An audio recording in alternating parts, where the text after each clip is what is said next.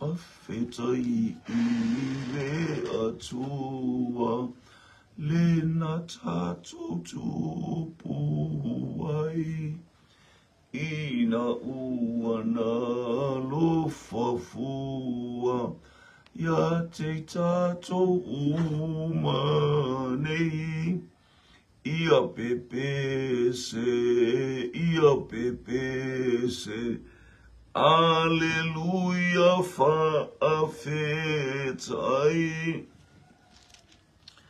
Whawhetai ilo nalo, lena fio mai lunga. Le ua whai ma whaapaolo, ai le puanga. Ia pepese, Alleluia whaawhetai. Whawhetai I le anganga, le fesoasoani mai, e manuia I talosanga, atoa uma mea e whai. Ia pepese, Alleluia whaawhetai. La e lava oi le vi inga, whapaleina oi le vi inga, a wae tatau I ate oe I o wae, le vi inga, ne I o oi le whaavau lau. Ia le loto o whaatai mātou mōre ni tai au fōu I au whaunianga. Tai au ula mani tai au mātang o while tai au pae o loto na ia mātou whanau. Tā pena ai fora lau tāla le lei ala ese wha evangelia o a lātou tau loto, a lātou pespesenga o alawa me o tā pena ina. Hallelujah. Aia whai lea mala o lau sāpari le fisuia ina ila mātou whaalongo. Whaamanuia mai le nei tai au.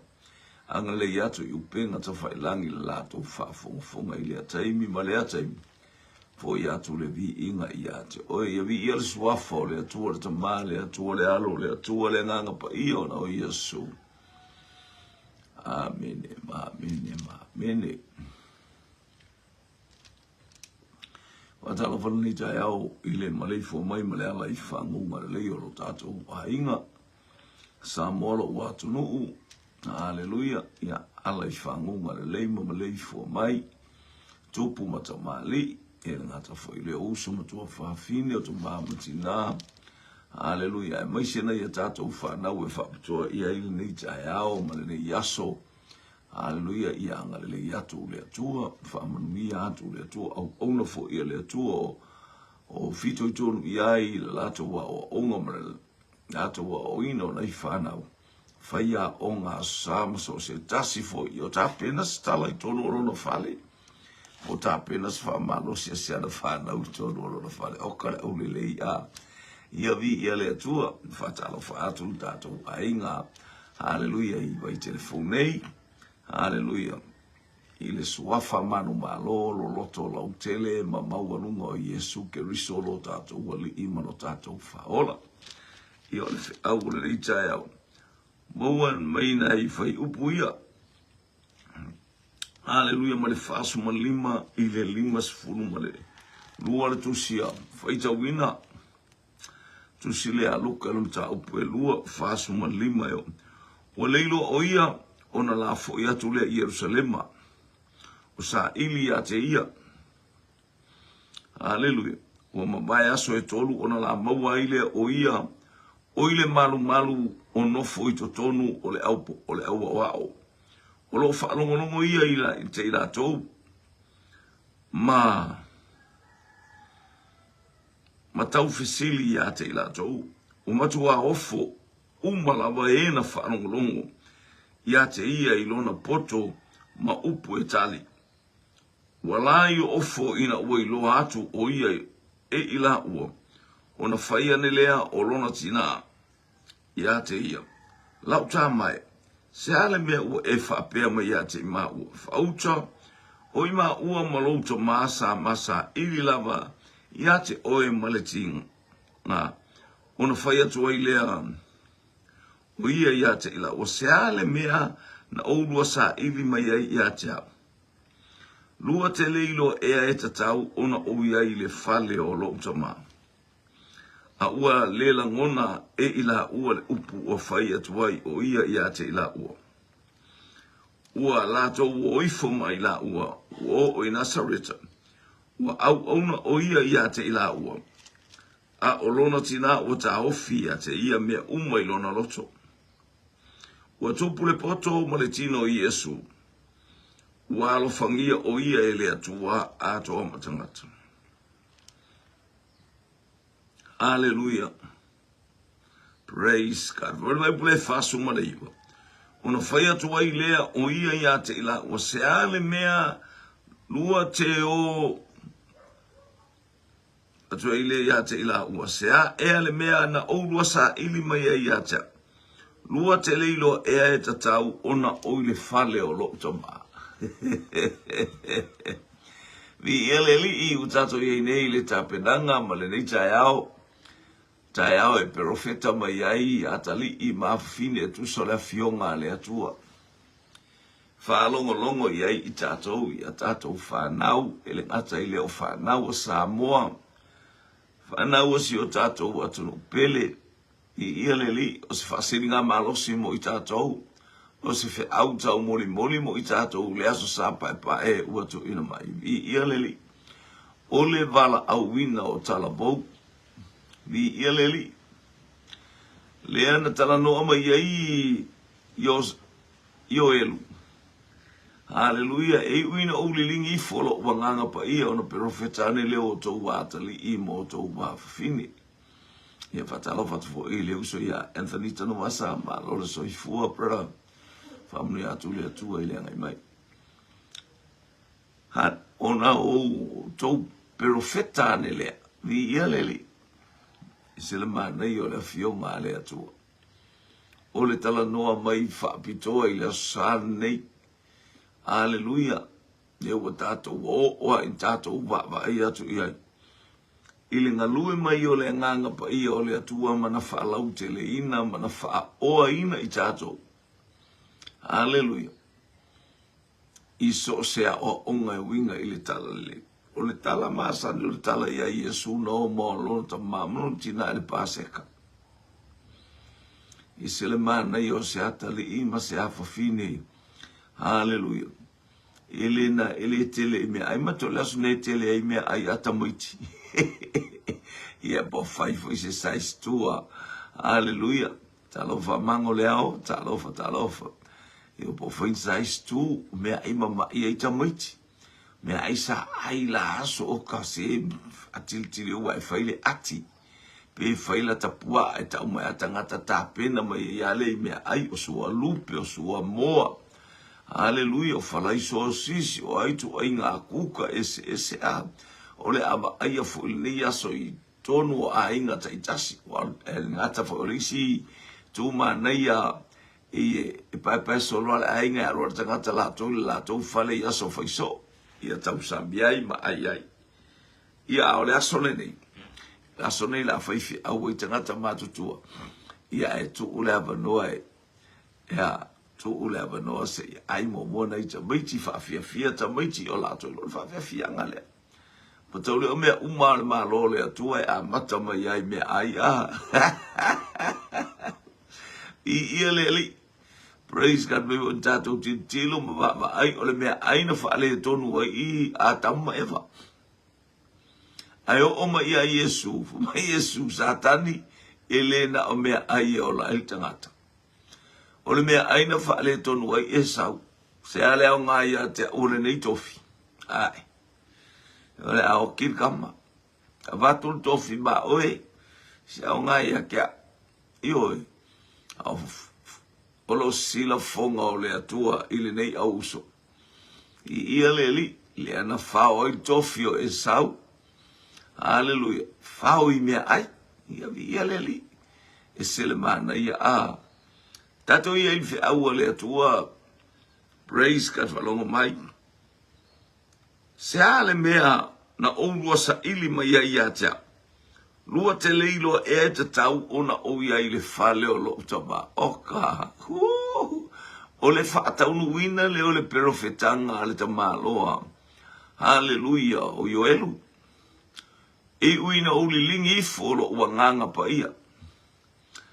A o ia i e su i le fale tatalo, po le fale o lona ta maa. Haleluia o se mea sa matua fia te leai. Mi ia le li talo vatu i le. Sunga i le. Whailau tusi. No ia le tai au. Ia malnei asto na ifo yo tapena penanga talofa lava sunga whailau tusi. Ia matoi ina o siero. Ia vi ia le lo fatu il faltua. Se ale mea ua oulua sa ili mai ia te au. Te lua le lo e tauno ia le falo le tama. O le alunga leo Yesu mo na matu o le sifuru o ntausanga tu ianga. Ua o i le taimi e whailoa mai ia te i tātou. Haleluia. Whailoa i le fionga le atua. Taimi le amata na oa ona ia tātou whanau i o lātou i loa le whale o le atua. Sili ona wha malamalama ia te i lātou. O lautino ma lautino o le malu o le atua e fio tūma waile nganga o le atua o le whaaleanga. E whaaleanga le atangata e le atua. I o lātou malamalama. Afa mai tama. Ele o malamalama o na maatua le whai. E te lua leilo e ta tauna o ia i le whale o lo utama. Patau le whale le na o le au rapi. Na o tangata mauarulungo o le au wosi taulunga sili e ta o le au rapi o tangata popoto. Tangata ata mamai. So le ai mawatu so le ale sili ai. Ua matua ofo ile au rapi. Ile mata utia. Ile ofo ngia o sili al tangata. A ole la kiki. A le o faiane i o na matua. E te lua leilo ea e ta tau ona owi ai i le fale o lo utaba. A oa ole ta mai tu sama o nala. A matua e le te a ese ais. Fulu lua tausanga. Hallelujah. Ai maua i farsa. Fai ei tau i vinga e fai ei ia tau punga e fai ai fe lafo inga e fai ai fa malosi. Hallelujah o il au rapi ma le au farsaio il ato o e ta o le au rapi le tu lafo. Ua matua le mautani. E se le mana io se fea. Tato o nei lo tomaita pero foi fatalo fatu i America, Seattle, mai lato uma fatalo fatu foi Hawaii. Mai lato uma fatalo to i tu ila America Samoa ono le aso ne le aso ta penanga ia te lato. Olo o muli mai ia le aso ataiao ia hallelujah mo i lato i lunga upenga ta fa ilangi. Ia mo le aso pai le whanau. Whatalo atu le malu atau sili vi ia le i. Praise God, talofa lava. Lofa tele atu ia pale, ma le aso sao tamaiti le iaso. Hallelujah, vi ia le atu i tono nibia. Ia wha manuia lana la unga. Lofa tele atu mawani anga ngasi tele. Ma se wha malosi a noa. Hallelujah, ia awalabane ia te i tātou ia mo. Le vi inga o le atua. Le ana lua sa ili mai ia tea. Te lua lei lo e tauno le fale o lo tama. Ese a le me le sa ili atua le tina ama. Ai ese a le mamao ese. Hallelujah le lefe. Au tai o la fina ngalo ma le loto le tama ito. Langa mea fia le aina ua o. I le fale o lo tama se i tau tala noa ma whakalongolongo. Ia te i lato o e. O lo o lato whaia. Praise God. Le o ia te ilato o e o lato whaatati aina. Hallelujah le tusipa ia ia o atu le moto o tangata. Ia le mana ia le maua le atali ima le afine le fale o le atua a. Hallelujah. Praise ana En poseta Samuelu talofa miliama simaika lo tua fine I tono Australia ia fatalofa atu te loa 5 fatolu ia potale lua ia te outou ia vi ia le atua malole ala uso te loa le uso e ta pena le me aia se fanau mo ofo se fanau si mo o talingo le talofa mana ia tango abe o ile o amumalo natali tama ole afi male fafie a festa mai mo o si ele taulanga isele mana ia ole tamai ole mafofau ele na alu e fai taulanga ale na te fai tawina me ia ele fafie ia ile afi we a fela o kai o ele se mako pa mo i kai o na o tivao a leilo le leia e Isaako o lona tama haleluya o lona tama ia ile lafu mo ele yuta il melela te o tama mana yo le mata ala te lo o ina ile o le atua ia tato fana mo e silia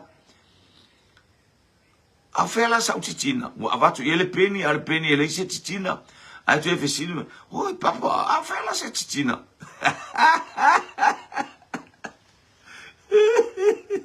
a sola tama mai atu ia fisi peni ata mai ti mo mata tafi ela bea lima atava aila ia tate alu tate va ita mi fai la to vili peni na so tau be ni na mea na le fisi sa o atu lo il tama ina fi pe fisi le mata tafi e fai ia tafi ai avato in pe ai ese ia tama ti fisi li fa pena sa tavase o ka le tama e do lo mai sa vase o vi ele tu praise God am table vatalofa manu ia le sa tabaiti tu fine ia le li praise God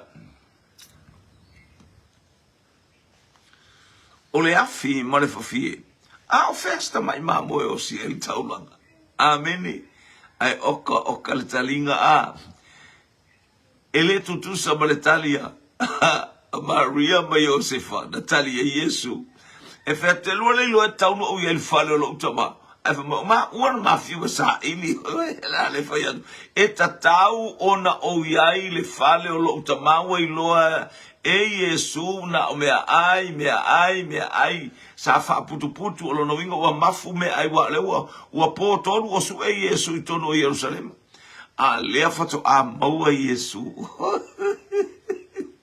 a le tali e sele ano fa logo le fisilia ale tamo o Isaako a ofea se tamai mamo sia la na te lo le au tu le o le taulanga o le mamo e mai ele tu le mamo e po mana ia ne tato fa na pe au lato I lo le ute ma le au ngo me uma tato tu fa le sa pa o le fa na haleluya e se le mana ia tato fa lo itala o le fionga le tu e mo moli mai ia te I tato ina ia fa tupu I lo tato fia ma le oli tato I lo haleluya o te lilingi folo wanganga pa ia profeta mai o to watali I mafafini se kone Yeremia mana ia alem ia ana en poseta Samuelu talofa manu ia le saba ba ia poto wanga me America ia poto wanga ia manu ia le alo ato to tape na pena nga mo ata yao di ia le tua na le wasa mali mai e fata wa manu malo le taua wa umana faila na tala ile atua le atua o se la vai uru fafo mai lo ufale e fa feilo a ia te o ia le na o te osi atua ili taulanga ma taulia foi la le aingo I e fata I tele na au onga ele ai se tangata e mo va ia I e fata tauna mo e tangata I e fainga luenga I fafo fale haleluya arfe awale atua e tau ngamo oe I me te talatala noa I si au whanau e talatala noa I mea uma I lau whanau ia e loa e to e asia mai ia e loa le aso ua asia mai ai oe ia e mauti noa le aso walua feilo ha ia i haleluia mai Yesu e pei o upo Iosefa haleluia e asi mai le atua ia ate ojo a o au pe a o woti o to woma ame wi a e asi mai le atua le lo te mi asi mai le atua praise God e fa mai Yesu ana e loe oe o mea e te manu ai a walilo I lauva ai ona wangalo ya te mo wale lo ya te o ona po ya si ai o sau Yesu ta lo foi le no una me le anga la lato te faia na o lato tala le anga e faia Yesu ale uafio mai le o le langiasi mafu anga le na lo ia ini ko temo wana mauti noa mana I loa lelei ele ai a se tangata haleluia oile lalo langi na te whaia ni whaelonga whapepe o me o tilo I ai o lato mata. Ma mama I a o whaia e ke riso I lunga o le whunga ele mai. Ele ai se tasi na o le ua maile atua na te whaia ia whaelonga. Ese le tau ngā o le whiaua. Hallelujah, talo fasola. I vale ni ia le atua ele nei tae au. Praise God. Na leo savali atu ye fata oka le mimita ilona loto ta pena la una te lo oi wala ilo le etama ile langi ole mafau le ye fata ole tangata yo se el taulanga ole au ne tamo e mai a o se mea e te iane la e fainga luenga uma au na ai loa mai ele tintiti a po fele mela e tu mai ai po fe fuise me o saue asi ile fato anga po ngā luenga e whaia au na matilo I ngā luenga ore tintiti matahala a watei e fata dad fata sole male ba ato e fata o saule ato alona afafine na palasi I la lo matangi awe oi afafine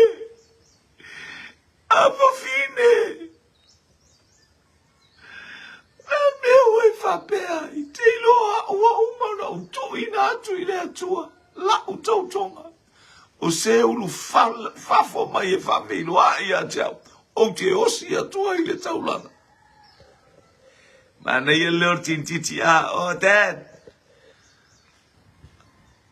hallelujah dad what's wrong with you ola me watupu ya te oi we tangia we ai le me watupu ya te oi wo mana tautala ile atua ole ala me telefatino il mena e fala oto ele tua mai ele tua le manu malo ya te oi e tele manu malo ona wa pe manu malo o seis na manu malo ona ole atua na mua au na muli au ya te oi tama ele ise me te toi fatali ai o ule nei mo oi o ule nei mo le atua o ule nei mo lau taulanga o ule nei e fia ai lo loto ta pena e o si lau taulanga hallelujah o ka se afafine a fe awole nei fa fe awole nei ta o wa le loto tamaiti hallelujah o ule nei fatino ai me o feta la ile setini titi ina atali mai hallelujah praise God setene ina atali mai hallelujah ayala le fusi atu isa ako ilunga o le afi hallelujah watu ilunga praise God wata pena tamalo ile pole na ifi fasioti isa ako aya hallelujah ay tangi mai male mamoe le mamoe ale na tautala ia apera moe au mai ele atua le mamoe e osi ai le taulanga ai e fata fai mai siona fine e fata fai le mea na e tautoa to ile atua tele ona ia tatou whanau fisoasoni mai lo tatou vai fisoasoni mai fo I mea tatou te talanoa e au tatou le faa tino ina a talofa sola I uvale Soni fata lipine neo Smith talofa langi ayomata talofa le nei tai au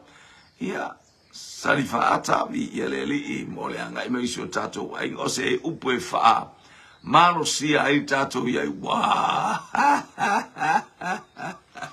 praise God te tai au pai pai o kani upu na au lelei o kani upu na mata ko vio tupu le loto le tama avesio na fine faile mela e mana o ia iona ta pena le faila na taulanga ia leli ele i fai esa taulanga le teini ele pe ia o isa ako le angor tatou atua ele mana o tatou atua tatou te pei o nuu ese latou te ofo atua latou whanau i lungo le afi ale haleluia latou fasioti o whanau ele ai o le taimi ofo atu lau whanau ofo atu lau whanau pei o le nei tae o tatou maua haleluia le ase upu e te whalonga ia teu i lau loto le afionga ale atua Poi mai tavita wa o teu i loto la wa fionga ne yo wanga salava ise o pe au mai el whanau nei tae o teu i loto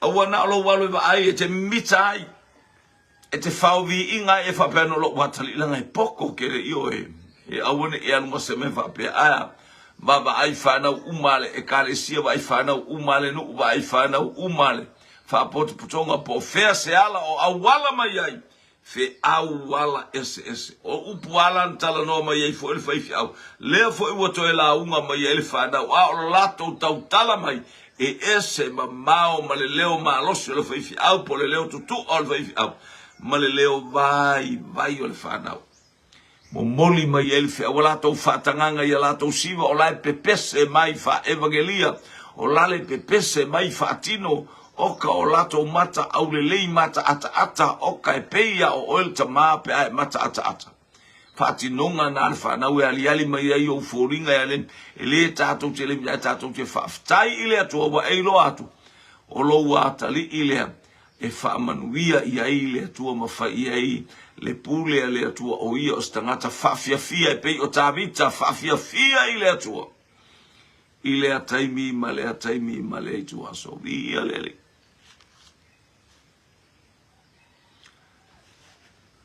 mai atul tintiti o le talavo haleluia o le tamaititi na abe fatangata o tau e suria ai vai atu ele va ai ai lona matai o sau ile falele late ia late momoe ai male malona fartua e fai ala nga luenga va vai atu ai o lana abe yo le me abe tu o le pa ava e fiti no la ma watu o tu o le pa mai lon to lu ele pela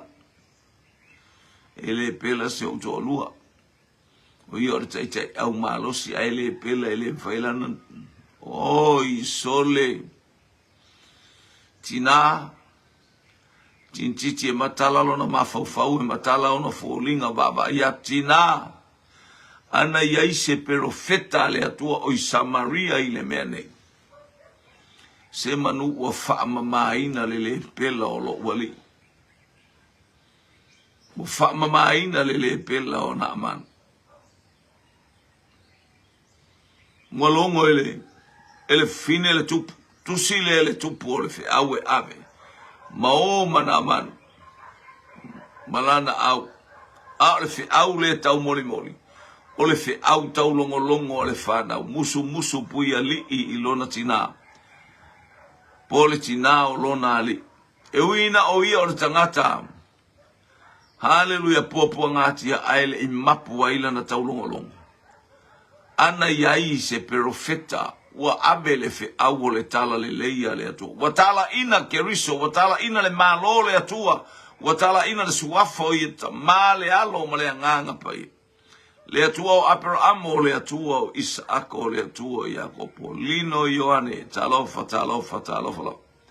ua tala ina le fiau tai ao le sapa pa o le fanau e au na momoli ai le fiau e uina o ia o le polonga e uina o ia na abe fatanga toto wa wale tau fia ai lana fasoa wale tau fia ai le musu mai o le nganga o le li tango e abe se fiau abe se tala haleluia ele fafine fai mai lau tuspa ia na manu le na o ai le manuia o le atua ia sam itangata o suria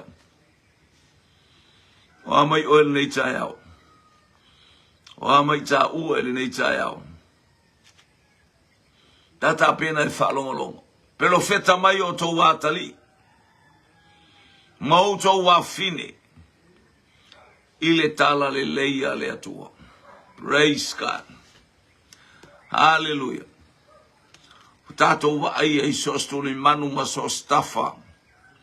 Hallelujah. Le anga ia to le malo le atua ma le anga ia to wano fotupu ke riso I mea uma. Wa tūle alo fiona a au I mea uma.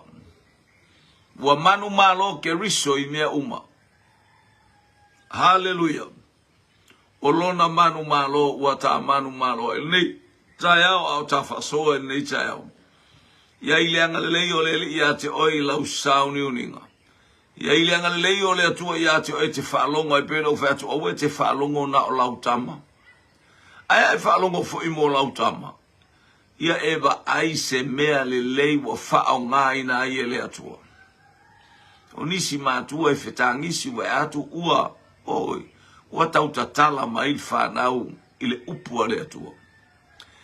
Pepelingi siulai Papo talofa. Si maunga falawa vi ia leli. Anga le leile atua. Ile loto baiti le nei tai au. Vi ia le atua awhaife o wala au mai Amerika Samoa. Po Amerika po Hawaii. Ia ile anga le lei o le atua I tā pena penanga. Hallelujah. Silion tā pena penaina o lato loto. Silion tā pena penaina o lato mafaufau. O le ase whaatananga e whaatanga e le pesi siva ai pe wha evangelia ai. Ia vea ma whe au tau mori o le tala le leia le atua.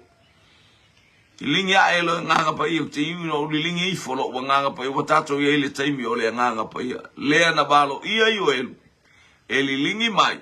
Lea nga ona perofeta mai le o tato watali ima o tato wafine. Ia elo mai mautino le tau loto lau tama lau perofeta mai ia te oe.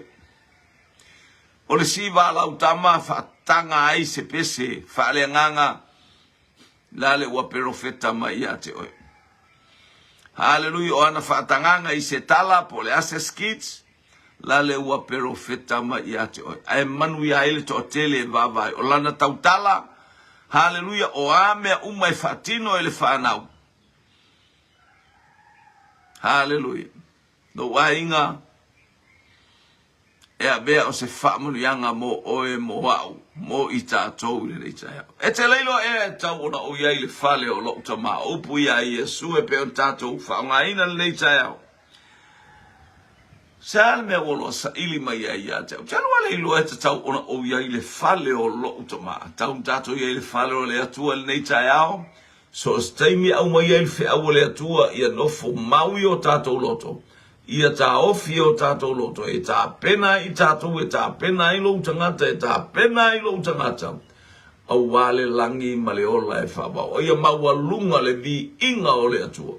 Ia mawalunga o na whamanuina le suafo I ova le atua. E ala I nei a tātou whanau I le nei tai au. Whamanu I atu le atua I ate oil nei tai au maua se. Se a sa mata ngofie, ta whanau uma Samoa. I lea farsa ma lea farsa e mai se foi o nei a inga lotu. Whamanuia atu le atua. A o tā pena e momoli le whi au taulongalomo. A le atua e nai whanau I le nei tai au. Maua le malosi, maua le whamalolonga. Ia vi ia le atua ona oia so. Aftaita mai le nei tai au. Matou maua lau whi au. Ia whalau tele le nganga pa ia I loto whina ngalo mātua mai mātou uma. Te ui o mātou loto a ua fionga sa mai el whanau le nei aso. Whamanuia lo ainga ona o Iesu. Amene, ma amene. To God be the glory forever and ever. Ia manuia le asa o le whanau. Whamanuia fo ia inga taitasi o Samoa. Whai on tātou maura nei tai au lau o auna e tau tua ia te oe ma le nganga wha mau lalo lava. Ona o Iesu. Amene, ma amene.